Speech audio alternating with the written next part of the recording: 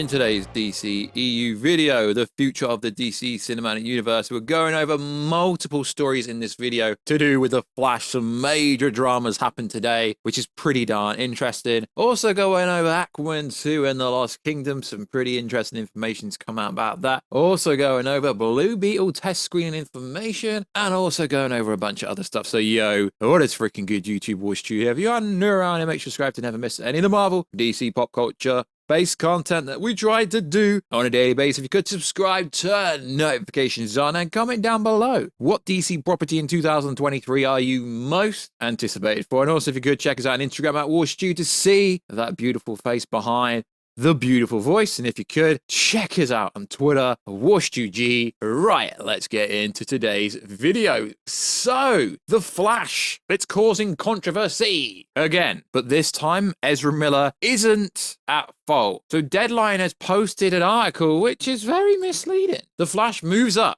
a week. In June 2023, Warner adds mummies to next year's slate. What I find interesting about this article is it doesn't actually tell you the real reason why the movies jump forwards by 1 week. So let's break down this story. So what I find fascinating about the definition of this, let's read it. Despite Miller's tabloid headlines over the past year, including a burglary charge in Vermont for stealing liquor, we've heard The Flash is tested through the roof, with one non-studio observer telling us the DC title is Spider-Man No Way Home good, with its multiverse plotline and Batman cameos by Michael Keaton and Ben Affleck. Okay, let's just stop for a second here. Please, let's just stop here for a second. Michael Keaton is in pretty much 2/3 of this movie. He is basically the co-main lead for this movie. Ben Affleck is actually in a good proportion of this movie at the start of the movie, and he's very pinnacle at the end of the movie for post-credit scene. So neither of these characters are in a cameo role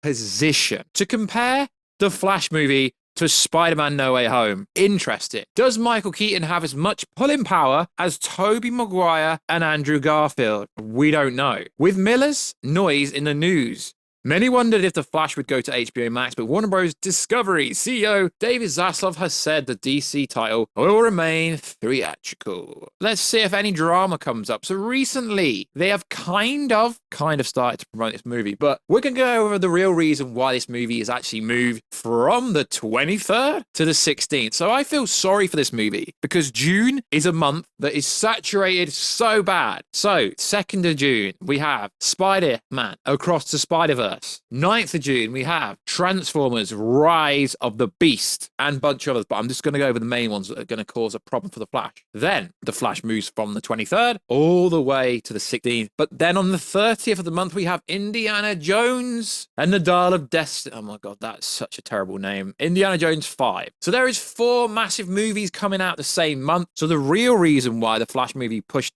forward a week was to avoid Indiana Jones, because Indiana Jones is going to bang at the box office. So it moves there. So you get Transformers coming out a week later, you get The Flash, in 2 weeks prior, you get Spider-Man Across the Spider-Verse. I think it puts it in a little bit better of a position. But to compare it to Spider-Man No Way Home, which did over 1.5 billion at the box office, are you really going to set this movie up to fail before it's even started? It ain't getting close to Spider-Man No Way Home numbers, sorry. I think Michael Keaton would kill it. I think Sasha Calle's Supergirl would kill it. I think Keaton would kill it. I think Affleck would kill it. I think Warstu would kill his cameo that he did in London. But realistically, guys, it ain't going to get close to 2 billion. Prove me wrong. So, also in the news, now this is quite a big one. This is going to cause controversy. So recently, a scooper who has credibility recently came out and said this: as of now, the ending of The Flush is the same, with Henry Cavill not part of the new timeline, and the internet went into an absolute frenzy. The scooper wars have started. But Henry Cavill has filmed a scene. But Henry Cavill said he's officially back. But Warner Bros. Discovery reshared that post. But like we've always said on this channel, has Henry Cavill actually put pen to paper? Black Adam is set to lose $50 to $100 million. But if Superman had so much pulling power, that movie would have broken even. I get it, the article is a little bit misleading, but it's not actually making money. And by saying, yo, it's number 1 on iTunes, movies maybe make $20 to $30 million on Blu-ray sales and stuff like that.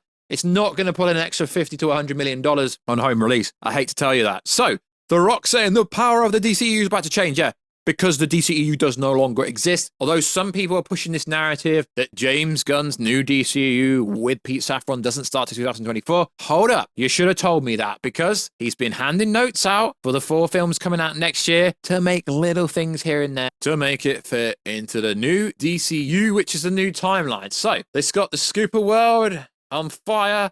It set the Scooper game on fire. Now, interesting. So there was a post going around that said this: Affleck and Cavill are not part of the new timeline. No one said that. Keaton will become the Batman of the DCU. No one said that. Supergirl replaces Henry Cavill. No one said that. So Casey Walsh took to the internet and said this: I never said Cavill isn't a part of the new timeline. This movie does not provide the answer. Interesting. So all Warner Bros. Discovery have to do is come out, and James Gunn has to come out and say, yo, Henry Cavill is Superman going forward. So, of course, the internet is the internet, and you get a Scooper war going on, and some people going, yo, but that information's wrong.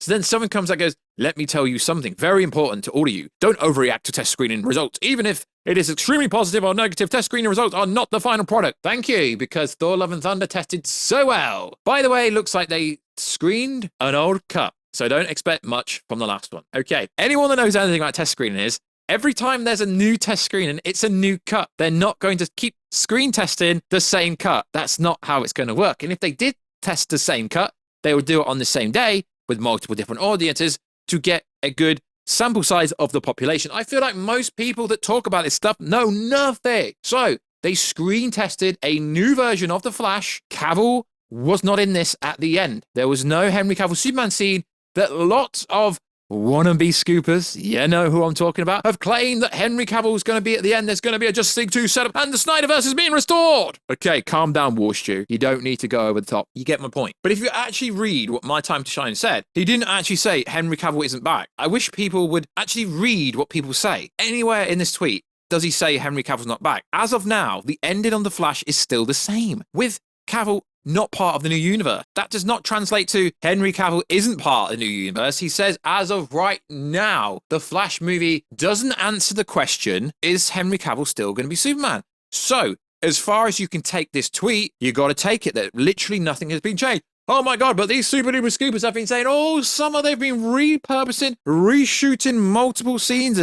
They've changed half the movie. They've done a Justice League and changed 80% of the movie. Okay, but literally every scooper respectable who's been in the game a long time. And then what happens is people start tweeting, oh, but they got this wrong. Scoopers get things wrong here and there, but their credibility is based on years of being reliable. They can't always be right. Scoopers' information comes from the information, and if they get bad information, it won't always be right. So I'm inclined to believe that at the moment, what they've screen tested, Henry Cavill is not in it. Also, the information that came out recently about Henry Cavill and Gal being at the end of the movie alongside Michael Keaton may be false, but we don't know. I don't like to take sides here. I just report what a lot of people keep asking me about. So also in the news, Blue Beetle recently tested. Interesting. According to Daniel RPK, Ted is alive, but he is missing, and it's also revealed by the end of the movie about where he is. Also, similar to Young Justice, has a voice and you will hear it. Jamie argued throughout the movie. So, although it didn't tell you much, and then other credible insiders, like your boy, Viewer Anon, said this: Blue Beetle was in the news today. It had a test screening recently. Reaction was similar to the first. They've gotten runtime down a little bit. It ran at 2:45 before and was a big complaint. Scoring big numbers, audience adored the family. So yeah, pretty much saying that it was somewhat successful, although there is no plot details out. I was sent a video where, yeah, someone went over the plot, but realistically nothing was said. Blue Beetle reportedly did fairly well in initial test screening earlier. Positive reaction, like we said, guys. Thor Love and Thunder screened very well, so it's not really worth going over test screen information, if you ask me, because why? Because the information is a test screener, unless you actually agree with what said test screen is saying, or unless you have the same kind of thought process and you like the same things. Test screen information means absolutely nothing. So recently, Aquaman 2 test screen. And this will cause controversy. And it appears what Ben Affleck has been confirmed and verified to film was not in the movie. It was not in the most recent cut of Aquaman 2 that was screened. which means going forward, they're going to keep screen testing different cuts, and he was not in the movie, which is going to cause massive controversy that Ben Affleck was not in it. And it just seems like the most logical reason was they shot Ben Affleck because they moved the movie around a bit. So probably they shot a scene with Affleck in case the movie comes out before The Flash. And now it's coming out after The Flash. They would keep Keaton in it. Apparently there was no Batman in this version, but the Keaton stuff is still there. So what does that mean? We don't know. There was a plot point with Bruce Wayne coming into it. He's not needed no longer. Is this because of James Gunn changing stuff, handing his little notes out? We don't know. But now, careful spoilers don't ruin your life. Now, if you go to back to the Flash test screen information, when Ben Affleck got lost in time, he is still lost in time. Now, I know there was some nonsense information going around saying that Ben Affleck, Batfleck, was in Blue Beetle because some random actor said, I think Batman is in our movie. So people thought that Ben Affleck was going to appear in Blue Beetle. People keep just shoving Ben Affleck and Henry Cavill Superman into everything with no cadence, with no precedence, with no real information. So Batfleck is not in Aquaman 2 as of the most recent test screening, which makes sense because he's supposed to get lost in time in the Flash movie to set up Crisis or some variants of that, where he says, buddy, I need your help, buddy. We're lost. Come find us. Okay. Also in the news, Amber Heard, this alleged she's been cut from the movie. Allegedly, she's in the movie with the exact same runtime. Twitter fandom going to be more insufferable than usual when people see Aquaman 2 and Arthur cracks on Orb by calling him Loki. Interesting. First to state that there was a screener, big screen leaks. Mir is still in the movie. Interesting. Heard is unchanged. No Affleck, no Defoe. Without spoiling anything, I'll just say they cut a major scene. It appears Bruce Wayne is no longer in this movie. So that is literally a bunch of scoopers saying the same thing. And of course, someone's going to come out and redact everything. But ultimately, from what the internet is saying and what some people were saying, allegedly, Aquaman and the Lost Kingdom has screened much better than the first one. There were some reports or some made-up rumors going around that Zaslav hated Aquaman 2 and he was going to change a bunch of stuff. But from what the information's come out and said, I don't know if they've changed much. There's no information going around that anything was actually changed. So, it's interesting. So, let's recap this. No Henry Cavill Superman in The Flash, but he was not confirmed to be in it. That was just scooper information.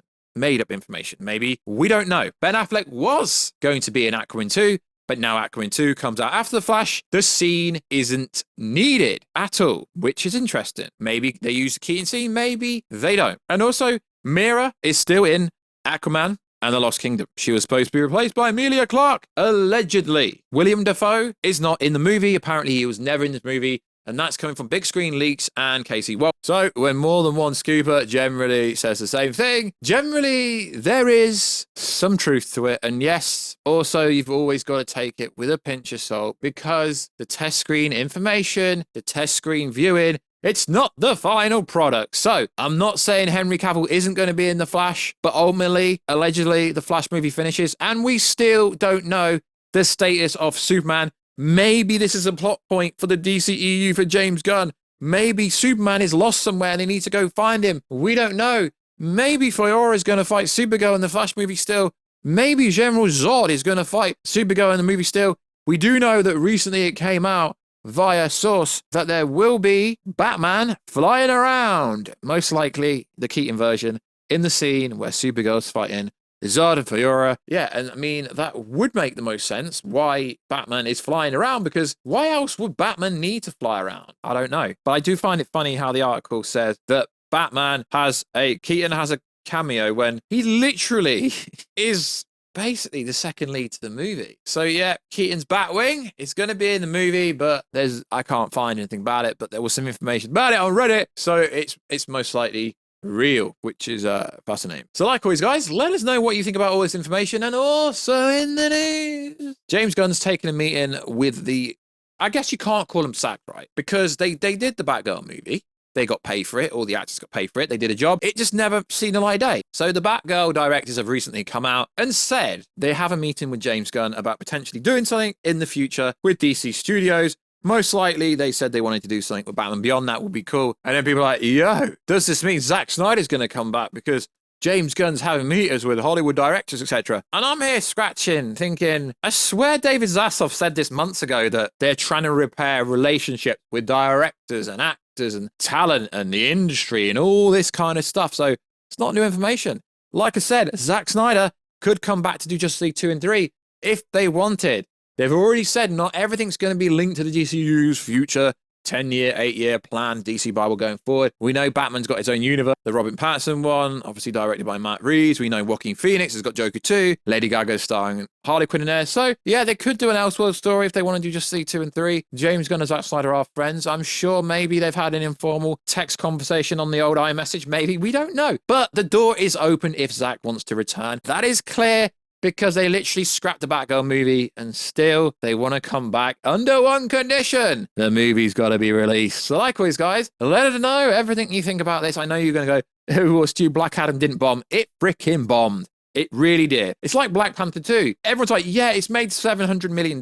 It's got to make 750-ish to break even until it starts actually turning over money. A lot of people don't realize how much money movies have to make to break even. It's like Avatar 2 has to make somewhat close to $2 billion to break even. It's just really expensive to make movies with marketing and, you know, all the additional reshoots they had to do and all this kind of stuff. There's so many costs to making a movie. So like always, guys, check us out on Instagram at Warstu to see the beautiful face behind the beautiful voice. Check us out on Twitter at WarstuG. More importantly, let me know everything down below, guys. And I'll catch you in another video very soon, guys. Catch you later.